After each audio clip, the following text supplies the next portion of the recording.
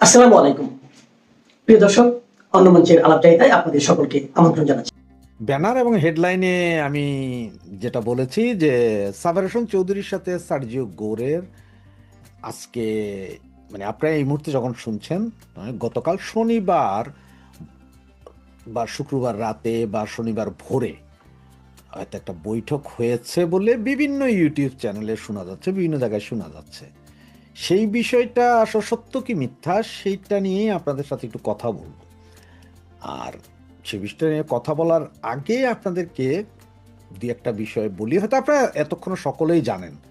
আসলে আপনারা সকলেই অনেক বেশি উৎসাহ নিয়ে ফেসবুক এবং বিভিন্ন যেসব গণমাধ্যম আছে এগুলো ঘাটাঘাটি করেন, আপনারা নিউজ আমরা ভিডিও বানিয়ে ছাড়ার অনেক আগেই পেয়ে যান, তারপর আমার পাশে থাকেন, এটাই আপনাদেরকে ধন্যবাদ।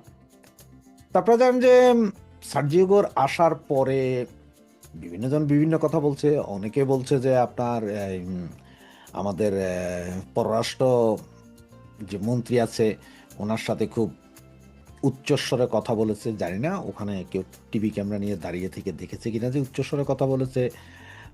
তারেক জিয়ার সাথে নাকি খুব সংক্ষিপ্ত মিটিং হয়েছে, আবার কি কি অনেক কিছুই বলে। তো অনেক কিছু বললো, আসলে এই বিষয়গুলোর সত্যতা 100% যেমন বাহিরে আসে না, তবে অবশ্য হ্যাঁ বাহিরের ওই যে ফিজিক্যাল অ্যাপারেন্স দেখে বোঝা যায় যে কিছু একটা ঘটেছে।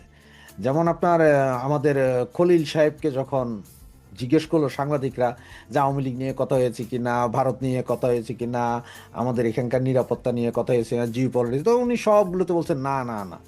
তো কোনো বিষয়ে যদি কথা না হয়ে থাকেন তাইলে আমার কথা হচ্ছে 2 ঘন্টা ধরে কি প্রেমালাপ হয়েছে ওখানে? একজন আরেকজনকে কি আমি তোমায় ভালোবাসি, আমি তোমায় বিয়ে করব, এরকম কিছু কথাবার্তা হয়েছে? বা ওই যে সাদা শকুনের মতো চুম্মাচাটি হয়েছে? যদি না হয় তাহলে 2 ঘন্টা ধরে কি কথা হয়েছে একটু বাইরে আনা দরকার, একটু বাইরে বলা দরকার না? তো এই যখন ঘটনা, এর মধ্যে আজকে আবার দীনেশ ত্রিবেদীর সাথে দেখা করেছেন সার্জিও গোর।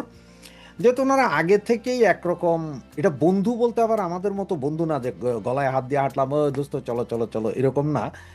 এই কূটনীতিক হিসাবে বা ইয়ে হিসাবে ওনাদের মধ্যে একটা ভালো সম্পর্ক আছে, বন্ধুত্বপূর্ণ সম্পর্ক আছে। যার কারণে দীনেশ ত্রিবেদী যখন বাংলাদেশে রাষ্ট্রদূত হলেন, মন্ত্রিমর্যাদা পেলেন, তখন সরাসরি টুইট করেছিলেন সার্জিও গোর। তার মানে হচ্ছে যে ওনাদের মধ্যে একটা সম্প্রীতির ভাব আছে বা বন্ধুত্ব ভাব আছে। সুতরাং উনি ওখানেও দেখা করলেন দীনেশ ত্রিবেদীর সাথে। যেহেতু দীনেশ ত্রিবেদী এই মুহূর্তে বাংলাদেশে আছে, কিন্তু দীনেশ ত্রিবেদী বাংলাদেশে আসার আগে সার্জিও গোরের সাথে আবার দিল্লিতে দেখা করেছেন একজন আরেকজনের সাথে। তখন ওখানে ছিলেন, ওখানে দেখা করেছেন। আর আজকে আবার সার্জিও গোর যখন বাংলাদেশে তখন দীনেশ ত্রিবেদীর সাথে দেখা করেছেন, এটা ঠিক আছে। এরপর হঠাৎ করে আপনার শুনতে পারলাম যে সন্ধ্যার পর পরই সম্ভবত দীনেশ ত্রিবেদী সন্ধ্যা বা বিকালে শনিবার দিন দীনেশ ত্রিবেদী সরাসরি দিল্লি উড়ে গেলেন। কেন গেলেন, কি হলেন সেটা যেমন জানি না। সন্ধ্যার পরে আবার পুলিশকে সর্বোচ্চ সতর্ক অবস্থায় ইয়ে করা হইল যে পুলিশ সর্বোচ্চ সতর্ক অবস্থায় থাকেন, আপনাদের গাড়িতে আক্রমণ হইতে পারে, আক্রমণ বলতে ইটপাটকেল মারা হইতে পারে, হয়তো গাড়িটা 2-1 ভেঙে চুরে জ্বলায় দেওয়া হইতে পারে, এইরকম। তো তটস্থ অবস্থায় এগুলো নিয়ে এক এক জায়গায় এক এক রকম বিচার বিশ্লেষণ করছেন। তবে আমার যতটুকু মনে হয় যে এই যে 15ই আগস্ট 5ই আগস্ট নিয়ে এরা মনে হয় ভয়ে আছেন যে এই আগস্ট মাসে আওয়ামী লীগ না জানি কি করে, আওয়ামী লীগ কোথায় কোথায় বাধা দেয়, কোথায় কোথায় আবার কাকে কাকে ধোলাই করে, এইটা নিয়ে সম্ভবত ওনারা খুব তটস্থ, যার কারণে হয়তো পুলিশকে সর্বোচ্চ সতর্ক অবস্থায় রাখা হয়েছে। আরও ভেতরে অন্য কিছু থাকতে পারে, সেটা তো আর এখনো জানা যায়নি, আমার মনে হয় আর কি এটা। তো চলেন এবার আসি সাবের হোসেন চৌধুরীর সাথে সার্জিও গোরের বৈঠকের বিষয়টা। প্রথম নিউজটা আমাদেরই একজন ইউটিউবার বোন, উনি বলেন যে উনি কারোর নাম নেননি, তখন উনি বলেছিলেন যে আওয়ামী লীগের একজন নেতার সাথে দেখা হয়েছে, বৈঠক হয়েছে, এবং সেকেন্ডলি একজন মহিলা নেত্রীর সাথেও দেখা হওয়ার কথা ছিল, কিন্তু উনি নিরাপত্তার কারণে, মানে মহিলার নিরাপত্তার কারণে নাকি দেখা করেন নাই। তো এই ছিল ওনার। এরপর আজকে তো শনিবার দিন তো সকাল থেকে শুরু হইলো, কাউ কাউ কাউ কাউ কাউ, সাবের হোসেন চৌধুরী, সাবের হোসেন চৌধুরী, সাবের হোসেন চৌধুরী। মহিলার নাম এখন কাউরে পায় না, কারণ মহিলা তো আছে দুইজন, একজন হচ্ছে যে আইভি, একজন হচ্ছে শিরিন শারমিন চৌধুরী। এই দুইজন ছাড়া হাই প্রোফাইল বাংলাদেশে এখন আর কেউ নেই। এত বড় হাই প্রোফাইল সারা বাংলাদেশ চিনে। সাবের হোসেন চৌধুরীকে সারা বাংলাদেশের সবাই চিনে, আমারে না চিন তারা আপনারা না চিন থাকে, সাবের হোসেন চৌধুরীকে সবাই জানে, সজ্জন ব্যক্তি হিসাবে, ভালো লোক হিসেবে সবাই জানে। শিরিন শারমিনকে স্পিকার হিসেবে জানে, আর সেলিনা হায়াত আইভি, ওনাকে তো সকলে মেয়র নারায়ণগঞ্জের, সেই হিসাবেও সবাই জানে, সবাই চিনে। সুতরাং এখন সাবের হোসেন চৌধুরীর নাম আসছে, কিন্তু এই দুই নামের মধ্যে মনে হয় কারোটা একক কেউ নাই, যার কারণে ওনার নাম আসেনি। তো সত্য না মিথ্যা, এখন আমার যেটা কথা, এটা আমার যুক্তি, আমি যেটা বুঝি, আমি জানি না আপনারা আমার এই যুক্তি ভালো লাগবে কিনা, আবার আপনাদের পছন্দ হবে কিনা তাও জানি না। অনেকের হয়তো পছন্দ হইতে পারে, অনেকের নাও হইতে পারে। তো আমার যুক্তি যেটা, দেখেন, সার্জিও গোর দিল্লিতে ওনার অফিস, বিশাল অফিস। উনি যেহেতু আপনার বাংলাদেশ, ভারত, পাকিস্তান, শ্রীলঙ্কা, এগুলো পুরোটাই, ওইখানে যত জায়গায় যত অ্যাম্বাসেডার, সকলের বস কিন্তু সার্জিও গোর। ওনার চোখে দেখেন হচ্ছে যে কে, আমেরিকান প্রশাসন, ডোনাল্ড ট্রাম্প প্রশাসন বলেন বা যাই বলেন, আমেরিকান প্রশাসন বলি আমি, কারণ ক্ষমতায় ডোনাল্ড ট্রাম্প থাকুক আর কালাচোরা থাকুক, ওদের নেতা চেঞ্জ হয়, নীতি নয়। তো সার্জিও গোর দক্ষিণ এশিয়ার একজন বিগ শট, ওনার কথা চলে, উনি যা বলেন ওনার সাথেই বাকিরা সবাই যোগাযোগ করেন। তো উনি দিল্লিতে থাকেন, উনি তো শেখ হাসিনার সাথে আগে খবর হয়েছে আওয়ামী লীগ নেতাদের সাথে বৈঠক করছেন সার্জিও গোর, শেখ হাসিনার সাথে নাকি দেখা করছে, এরকম অনেক কথা উঠছে। হ্যাঁ, শেখ হাসিনার সাথে দেখা সার্জিও গোর করতে পারে, এবং উনি যদি করেন, উনি যদি সার্জিও গোর যদি শেখ হাসিনার সাথে দেখা করতে যান বা বৈঠকও হয়, প্রতিদিনও যদি বৈঠক হয়, সেটা যতক্ষণ পর্যন্ত ইন্ডিয়া স্বীকার না করবে, পৃথিবীর কারো ক্ষমতা নাই এটা বের করে দেওয়ার যে হ্যাঁ বৈঠক হয়েছে। তার কারণ হচ্ছে যে ওনারা তো বৈঠক করেন, শেখ হাসিনা বিশেষ নিরাপত্তা ব্যবস্থায় আছেন। সার্জিও গোরের গাড়ি গেলে রাস্তা থেকে একটা ছবি তোলা যাবে, হ্যাঁ ওই শেখ হাসিনার বাড়ির এখানে গেছে, হ্যাঁ ভেতরে ঢুকছে, উনি হাইটা গেছেন, শেখ হাসিনার সামনে এসে হাত মিলিয়ে বলেছেন যে আসেন, বসেন, একটু চা খাই। যদি বাইরে থেকে দেখে ভিডিও কেউ করতে পারে, ছবি কেউ তুলতে পারে, তাইলে এটা হচ্ছে যে প্রমাণ করার সম্ভব যে বৈঠক হয়েছে। আর যদি না পারেন তাহলে তো সম্ভব না। গণভবনের ভেতরে শেখ হাসিনা কতক্ষণ হাঁটতেন, কতক্ষণ বসতেন, কতক্ষণ খাইতেন, এগুলো কি কখনো ছবি বাইরে আসছে? বাইরে আসে না। বাইরে আসছে কোনটা, যখন উনি বাইরে এসে হেলিকপ্টারে উঠতেছেন, দূর থেকে একজন ক্যামেরা দিয়ে, তো দূর থেকে ক্যামেরা দিয়ে হয়তো সার্জিও গোরের গাড়ি পর্যন্ত হইতে পারে, আবার সেম গাড়ি নেয় কিনা সেটাও সন্দেহ। তুমি তো সরাসরি শেখ হাসিনার সাথে কথা বলতে পারেন, ওখানেই বৈঠক করতে পারেন, ওনার কাছ থেকে জানতে পারেন। এমন তো কিছু না যে উনি উইরা আইসা এই সাবের হোসেন চৌধুরীর সাথেই কথা বলতে হবে, বা অমুকের সাথে কথা বলতে হবে, বা আমার মতো তুচ্ছা মুচ্চার সাথে কথা বলতে হবে আওয়ামী লীগ না, তেমন তো কিছু না।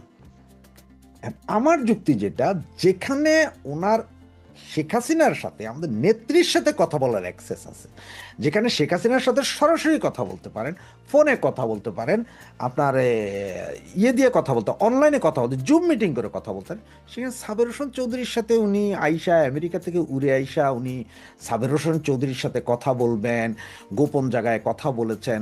এবং সাবের হোসেন চৌধুরীর নিরাপত্তার যদি বিঘ্নিত না হয়, তাইলে মহিলা নেত্রী যিনি আছেন ওনার কেন হবে? কারণ এটা আমেরিকান কূটনীতিক না।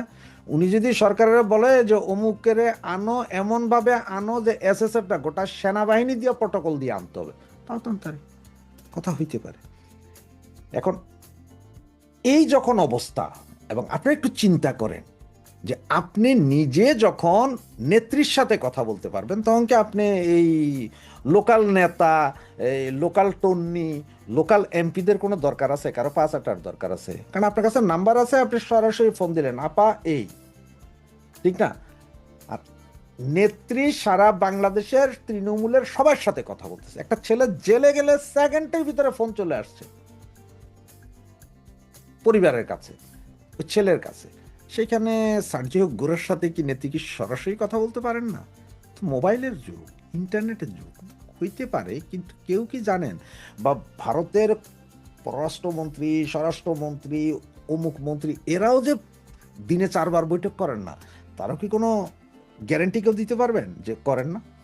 সুতরাং আমার প্রশ্নটা ওই জায়গায় যে হঠাৎ করে কেন কেন সার্জিও গোর কিন্তু বাংলাদেশে আসছে প্রথম, কিন্তু উনি তো দিল্লিতে, উনি তো কন্টিনিউ দিল্লি আমেরিকা অমুক অমুক এইভাবে ঘুরেন। উনি তো এমন না বলে জীবনে প্রথম বাংলাদেশ সফর আসছেন আর জীবনে কখনো আসবেন না, এবং উনি জীবনে প্রথম আমেরিকা থেকে বেরিয়েছেন। হ্যাঁ, বাংলাদেশ সফর প্রথম হইতে পারে, তবে আমেরিকা থেকে জীবনে প্রথম একবারই বেরিয়েছেন, দ্বিতীয়বার আর বাইরে পারবেন না। আমেরিকাতে গেলে উনি আবার আবু গারিব কারাগারের ভিতরে ওনাকে বন্দি করা হবে। সুতরাং এই জন্য উনি আর চান্স পান নাই সাবের হোসেন চৌধুরীর সাথে কথা বলছেন। কি মনে হয় আপনাদের? কথা যুক্তি আছে?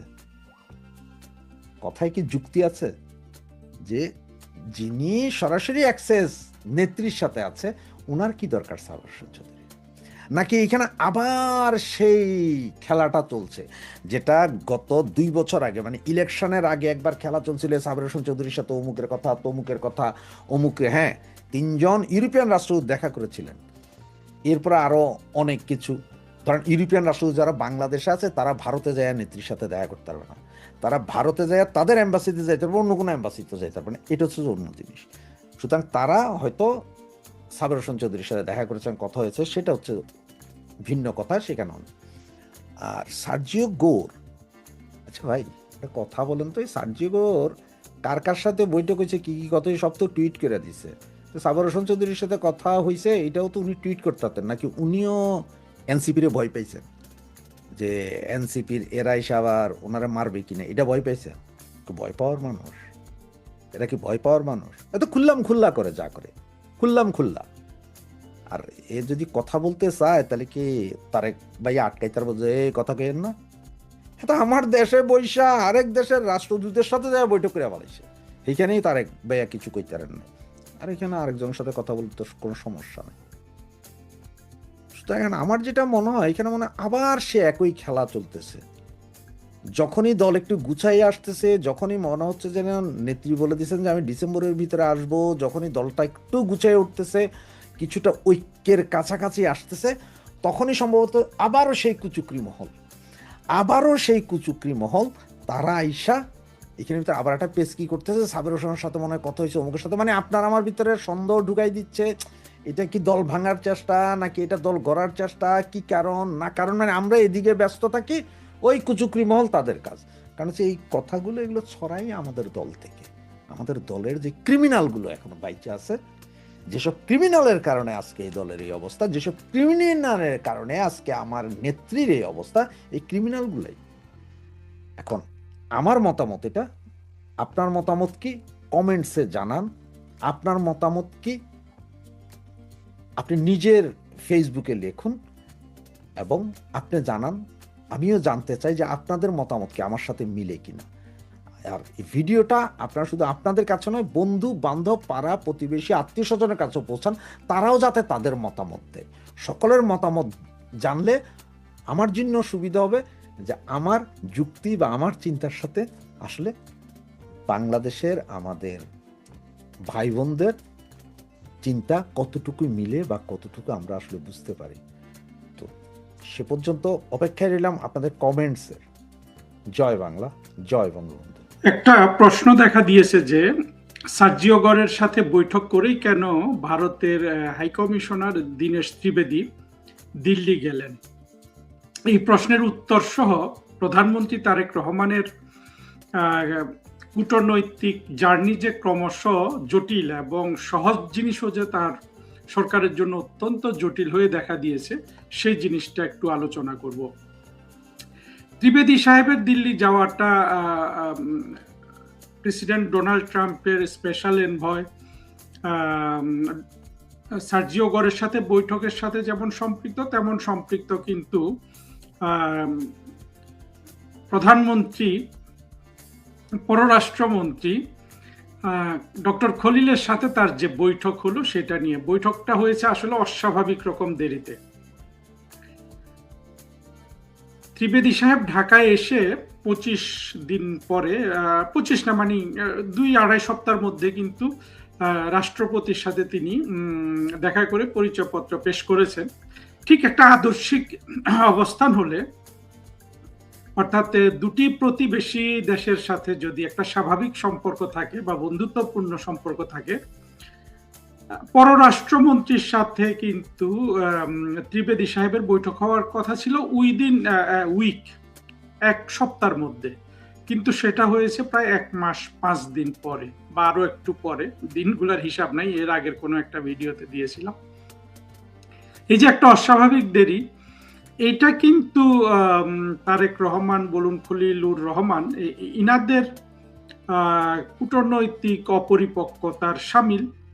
যদিও তারা এটাকে অবশ্যই কেউ কেউ দেখছেন ভেতর থেকে, হয়তো হুমায়ুন কবির, তারেক রহমানের উপদেষ্টা হুমায়ুন কবির হয়তো এটাকে দেখবেন যে ইউনূস যে শিখিয়ে দিয়ে গেছিল, বা জঙ্গিরা তারও আগে, বা আশরাফ কায়সার যে শিখিয়েছিল যে ভারতের চোখে এখন থেকে চোখ রেখে কথা বলতে হবে, সেই চোখে চোখ রেখে কথা বলার মতো করে তারা দীনেশ ত্রিবেদীকে পররাষ্ট্রমন্ত্রী খলিল সাহেবের সাথে দেখা করতে দিলেন না অনেক দিন। আবার এটা শোনা যাচ্ছে যে ভারত থেকে যে তারেক রহমান সাহেবকে যে ব্রিক্স সম্মেলনের আমন্ত্রণ জানানো হলো, সেখানে তারেক রহমান সাহেবকে প্রধানমন্ত্রী হিসাবে উল্লেখ করা হয়নি, তাকে বিমস্টেকের নামে যে একটা আঞ্চলিক সংগঠন আছে, যেটা অত্যন্ত গুরুত্বপূর্ণ, যেটা প্রসপেক্ট অনেক ভালো, সার্কের তো কোনোই প্রসপেক্ট নাই। আসলে তারেক রহমান সাহেবের আব্বা প্রেসিডেন্ট জিয়াউর রহমানের স্বপ্ন ছিল সেই সার্ককে যদি সফল করতে হয় বা করতে পারতেন, বিএনপির জন্য তো এটা একটা ভালো জিনিস ছিল, কিন্তু তারা সেটা পারবেন না পাকিস্তানের কারণে। সেটা ভিন্ন আলোচনা, এখানে যাচ্ছি না। সার্ক যেহেতু অচল, সেই ক্ষেত্রে আমাদের এই অঞ্চলে বিমস্টেক সংগঠনটা আঞ্চলিক সংগঠন হিসাবে কিন্তু অত্যন্ত প্রমিজিং, এবং এটা গঠন করেছিলেন কিন্তু একজন অন্যতম প্রধান উদ্যোক্তা ছিলেন প্রধানমন্ত্রী শেখ হাসিনা। এখন বিমস্টেকের প্রেসিডেন্ট উনি, ওই যে ইউরোপিয়ান ইউনিয়নের মতো, ইউরোপিয়ান ইউনিয়নে কিন্তু প্রতি ওখানে কি মাস না বছর ঘুরে একজন করে প্রেসিডেন্ট থাকে, অর্থাৎ প্রত্যেক দেশের প্রাইম মিনিস্টার প্রেসিডেন্ট, ইউরোপিয়ান ইউনিয়নের প্রেসিডেন্ট থাকে। বিমস্টেকেও দেখা যাচ্ছে যে এইটা আছে। 2 বছরের জন্য বোধহয় তারেক রহমান সাহেব প্রেসিডেন্ট, ওনাকে বিমস্টেকের প্রেসিডেন্ট হিসাবে দাওয়াত দিয়েছে, অর্থাৎ ইয়ে হিসাবে দেয় নাই, প্রধানমন্ত্রী হিসাবে দেয় নাই। ঘটনাটা সত্য হওয়ার সম্ভাবনা কেন, এটা নিয়ে ভারতের যে এক্সটার্নাল অ্যাফেয়ার্স মিনিস্ট্রি আছে সেখানেও প্রশ্ন করা হয়েছে, এবং অনেকে এটা নিয়ে কথা বলেছেন। তারেক রহমান সাহেব যদি এই যে চোখে চোখ রেখে কথা বলতে চান, এই যে ভারত মাঝে মাঝে এইভাবে চোখে চোখ রেখে কথা বলবে, তাহলে চোখে চোখ রেখেই কথা বলা হবে। আর স্বভাবতই চোখে চোখ রেখে কথা বলতে গেলে তো আসলে সেখানে কোনো কূটনীতি হবে না, বন্ধুত্ব হবে না। যদিও আমরা দেখেছি যে ভারত সরকার, প্রধানমন্ত্রী নরেন্দ্র মোদী, উনার পররাষ্ট্রমন্ত্রী জয়শঙ্কর অত্যন্ত আহ্লাদের সাথে তারেক রহমানকে তারা বাংলাদেশে এসে যাতে তিনি প্রধানমন্ত্রী হন এই ব্যাপারটা ফ্যাসিলিটেট করেছেন, এটা আর এখন গোপন নেই। কিন্তু তারা যেটা ফ্যাসিলিটেট করেছেন সেটার ন্যূনতম কোনো রিফ্লেকশন তারেক রহমান সরকারের কোনো অংশের ব্যবহারে দেখা যায় না। আমরা শুনেছি তারেক রহমান সরকার ভারতে যাবেন না, কারণ পুশব্যাক বন্ধ হচ্ছে না, পুশ ইন পুশব্যাক এসব কথা বলা হচ্ছে। তারেক রহমান সরকার যে আসলে দিল্লির সাথে স্বাভাবিক সম্পর্ক করতে পারেন, এটা মূলত ওনার ডোমেস্টিক যে নিড আছে, জামাত, হেফাজত এবং এনসিপি কে খুশি করা, বা তাদের থেকে তিনি তিরস্কৃত হতে চান না, ফুয়াদ থেকে তিরস্কৃত হতে চান না, শাহরিয়ার থেকে তিরস্কৃত হতে চান না। এইটা ছাড়া আমি কিন্তু কোনো কারণ দেখি না তারেক রহমান সরকার চোখে চোখ রাখছেন। এখন চোখে চোখ রাখলে তো ভারতের তো চোখে চোখ রাখার সুযোগ একটু বেশি, আমি তো মনে করি অনেক বেশি, কিন্তু এখানে অনেক বেশি বললে আবার বিএনপির বন্ধুরা কিংবা জঙ্গিরা এসে তারা তাদের গালিগুলা দিয়ে যাবে, সেই জন্য একটু রেস্ট্রিন করে বলি যে চোখে চোখ রাখতে গেলে তো চোখ যার বড় সেই বেশিক্ষণ ধরে রাখতে পারবে। তো তারেক রহমান সাহেব সেই চোখে চোখ রেখে দীনেশ ত্রিবেদী সাহেবকে প্রায় 1.5 মাস বসিয়ে রাখলেন, পররাষ্ট্রমন্ত্রীর সাথে দেখা করতে দিলেন না। আর দীনেশ ত্রিবেদী সাহেব মন্ত্রীর পদমর্যাদা একজন রাষ্ট্রদূত বা হাই কমিশনার, এটা যদিও সকল হাই কমিশনারেরই সমান গুরুত্ব, কিন্তু দেখা যাচ্ছে যে ক্রমে দীনেশ ত্রিবেদীর এই মন্ত্রী হিসাবে তাকে মন্ত্রীর পদমর্যাদা দেওয়াটাও কিন্তু তার জন্য এক ধরনের অ্যাডভান্টেজ হয়ে যাচ্ছে, এবং দীনেশ ত্রিবেদীর সেই গুরুত্ব তিনি বোঝেন। এবং দেখবেন ঢাকায় দীনেশ ত্রিবেদী যত পাবলিক অ্যানাউন্সমেন্ট করেছেন, সেখানে আন্ডারনিথ একটা ফায়ার কিন্তু জ্বলছে, সেটা এখানে আমি সম্পূর্ণ বিশ্লেষণ করব না। কিন্তু অন্তত মুখের কথায় দীনেশ ত্রিবেদী সাহেব অত্যন্ত সৌজন্যবোধ রক্ষা করেছেন, একজন চৌকস রাজনীতিবিদ এবং ডিপ্লোম্যাটের আচরণই করেছেন। পক্ষান্তরে খলিল, যাকে বলা হয়, আমরা তো খলিল সাহেবকে অত সম্মান করি না আসলে, খলিল সাহেব যদিও বাংলাদেশের মানুষ না, বাংলাদেশের পররাষ্ট্রমন্ত্রী, কিন্তু তিনি তো এখন আর বাংলাদেশের মানুষ না, তাই না? তিনি তো মার্কিন যুক্তরাষ্ট্রের নাগরিক এবং মার্কিন যুক্তরাষ্ট্র হয়ে কিন্তু আমাদের দেশে ঢুকেছেন তাদের এজেন্ডা বাস্তবায়নের জন্য। যদিও খলিলের জন্ম বাংলাদেশে, তবু তো আমরা তাকে সম্মান করতে পারি না, তাই না? যেভাবে বাংলাদেশটাকে আসলে 24-এর জঙ্গি উত্থানের পর ইউনুসের মাধ্যমে বিক্রি করে দেওয়া হয়েছে, যার একজন প্রধান ইনস্ট্রুমেন্ট ছিলেন খলিল, এখন তো তবুও সম্মান করি। তো উনি কিন্তু খলিল সাহেবের যে উনি এত শুনেছি যে ইউনাইটেড নেশনসে চাকরি করছে, আর আবার জাতিসংঘের সাধারণ পরিষদের প্রেসিডেন্টও হয়ে গেছে, কিন্তু সামান্য কূটনৈতিক চাপ কিন্তু উনি সহ্য করতে পারেন না। ওনার চোখে মুখে আতঙ্ক বের হয়ে যায়। আমাকে একজন একটা আতঙ্কগ্রস্ত ছবি দেখালো, যেটা অবশ্য আমি যেটা নিয়ে ভিডিও করেছি, কিন্তু এই ছবিটা তখনো দেখি নাই, যে তিনি যে সার্জিও গোরের সাথে বৈঠক করে সাংবাদিকদের সাথে আলোচনা করছেন, সেখানকার একটা ছবি একজন আমাকে পাঠালো, অত্যন্ত আতঙ্কগ্রস্ত। অর্থাৎ খলিল সাহেব কিন্তু কোনোভাবেই নার্ভটাকে কন্ট্রোল করতে পারছেন না। আর তার পাশে দাঁড়িয়ে ওই উপদেষ্টা হুমায়ুন কবির, হ্যাঁ, শিশুর মতো খ্যাটখ্যাল করে হাসে, দেখতে অত্যন্ত মনে হয় যে এটা আসলে কোনো রাষ্ট্র চলছে না এখানে। কিন্তু এই যে এত কিছুর মধ্যেও কিন্তু তাদের ওই জিনিসটা স্ট্রং, যে ভারতের চোখে চোখ রেখে কথা বলতে হবে। স্বভাবতই দীনেশ ত্রিবেদী সাহেব খলিল থেকে যা শুনেছেন, তারপরে ইয়ের সাথে তার যে আলোচনা হলো, যে সার্জিও গোরের সাথে, এই আলোচনাগুলো নিয়ে তিনি দিল্লিতে নিশ্চিতভাবে প্রধানমন্ত্রী নরেন্দ্র মোদীর সাথে আলোচনা করবেন। এবং বর্তমানে ভারত বাংলাদেশ কূটনীতিতে আসলে বড় প্রভাবক তো ভারতের প্রধানমন্ত্রীর কার্যালয়, ঠিক সাউথ ব্লক যেটাকে বলে, পররাষ্ট্রমন্ত্রীর কার্যালয়ে আর নাই। সেই দিক থেকে এটার গুরুত্ব তারেক রহমান বুঝলেও দিতে পারছেন না, কারণ হলো তার অন্য বাধ্যবাধকতা আছে। আর দীনেশ ত্রিবেদী সার্জিও গোর কি আলোচনা করেছেন, এইটা কিন্তু কোনো জায়গায় প্রকাশিত হয় নাই। আমরা একটা জিনিস ভুলে যাই, কারণ আমরা সবাই কিন্তু ওই যে শাহেদুজ্জামান দ্বারা আক্রান্ত, তারেক রহমানের সরকার। আর একটা মনিরুজ্জামান হলো এক মেজর জেনারেল, আর শাহেদুজ্জামান হলো ঢাকা বিশ্ববিদ্যালয়ের ইন্টারন্যাশনাল লয়ের সাবেক প্রফেসর। এই ধরনের পাকিস্তানি জঙ্গিরা যখন তারেক রহমান সরকারের উপর ইন্টেলেকচুয়াল বিল্ড আপ করে, প্রেশার, সাথে আছে সাকিব আলী, আমাদের ফরেন সার্ভিসের এক সাবেক অফিসার, এবং লতিফুর রহমান, বিখ্যাত কেয়ারটেকার সরকারের প্রধান 2001 সালের লতিফুর রহমানের মেয়ের জামাই, যদিও মেয়ের জামাই হিসাবে এখন আর নাই, কারণ ওদের মধ্যে ছাড়াছাড়ি হয়ে গেছে। সাকিব আলী, শাহেদুজ্জামান আর মনিরুজ্জামান, মেজর জেনারেল মনিরুজ্জামান, এক অবসরপ্রাপ্ত মেজর জেনারেল, সে একটা দোকান খুলেছে থিঙ্ক ট্যাঙ্ক নামে। সেখানে আবার শেখ হাসিনা সরকারের সুবিধাভোগী দুই একটা রাষ্ট্রদূত দেখি যে ওখানে ঢুকে ম্যান করে, আধা ইংরেজিও বলতে পারে না এগুলো। আমিও শেখ হাসিনার জায়গায় থাকলে তো এগুলোকে আসলে অনেক আগে বাড়িতে পাঠিয়ে দিতাম, কিন্তু শেখ হাসিনার মায়ার শরীর, অনেক দয়া মনে, একটাকে 3 বছর 5 বছর উনি দিয়েছেন, এক্সটেনশন দিয়েছেন। আওয়ামী লীগের কোনো না কোনো নেতার, অবশ্যই নেতা বলুন বা কারো না কারো রিকমেন্ডেশন, তো তাই একদম গুড ফর নাথিং। ওগুলাকে আবার মনিরুজ্জামান ইদানিং নিয়ে যাচ্ছে, সেখানে ওখানে বসিয়ে দিচ্ছে, এরা দাঁড়িয়ে 2 মিনিটের ভিডিও করে তার পরিচয় দিচ্ছে। এত আনকুত লোকগুলো, আনকুত মানে না, আনকুতই বলা যায়, মানে আনসিভিলাইজড আনকুত, কোনো কিছু না শিখে রাষ্ট্রদূত হয়ে টাকা পয়সা কামিয়ে এখন অবসরে গিয়ে মনিরুজ্জামানের সাথে গাঁট বেঁধেছে। এদের না আছে বুদ্ধি, এদের না আছে আসলে কোনো সিস্টেমেটিক শিক্ষা, যে শিক্ষা থাকলে কূটনীতিতে ভালো করা যায়, সেগুলোও এদের কিন্তু নাই। এই অবস্থায় যখন তারেক রহমানের সরকারের কি বলবো, যে পথ চলা এতটা খারাপ, আজকে আমি আবার আগেও বলেছি যে দেখেন তারেক রহমান সরকার যে সার্জিও গোরের সাথে মিটিং করলেন, সেখানে ওনাকে একজন মানে উপজেলা চেয়ারম্যানের মতো বসিয়ে রাখা হয়েছে, মাঝখানে 2 দিকে 2 লাইন, এক লাইনে কাচুমাচু করে সার্জিও গোরকে বসানো হয়েছে। পৃথিবীর কোথাও কিন্তু একজন বিদেশি গেস্টকে এইভাবে বসানো হয় না, তাকে একটু সম্মান দিয়ে বসানো হয়। অর্থাৎ সার্জিও গোরকে ওনাকে কেউ বলছে রাষ্ট্রদূত, কেউ আসলে তো ওনাকে মন্ত্রীর মর্যাদায় রিসিভ করা হয়েছে।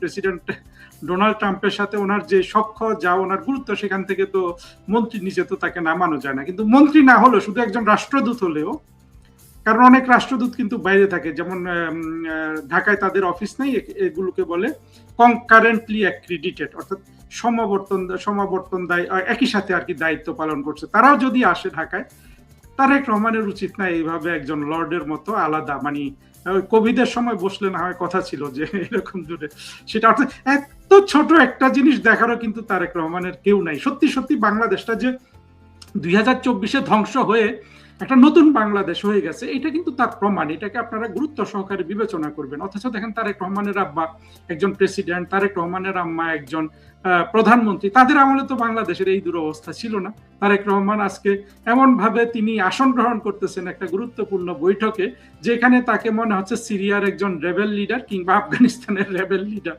হিসাবে দেখা যাচ্ছে। আমি হাসি রাখতে পারি না এগুলো বলার সময়। আমার বন্ধুরা অবশ্য বলে যে আপনি কেন হাসেন, আপনি দেখুন হাসি, বলুন তো। তারে আমাদের বাংলাদেশটা আমরা 54 বছরে কত কি অর্জন করেছি, তারেক রহমানকে এখন মনে হচ্ছে সিরিয়ার একজন রেবেল লিডার। উনি মানে কিচ্ছু জানা নাই, ওই রাষ্ট্রের কোনো ইনস্টিটিউশনাল মেমোরি নেই, একজন বিদেশি গেস্টকে কিভাবে বসাবে।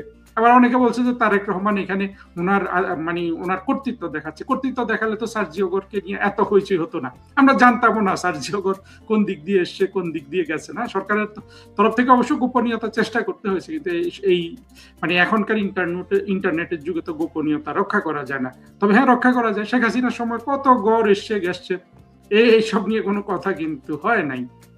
আবার ত্রিবেদীর জায়গায় ফিরে আসি।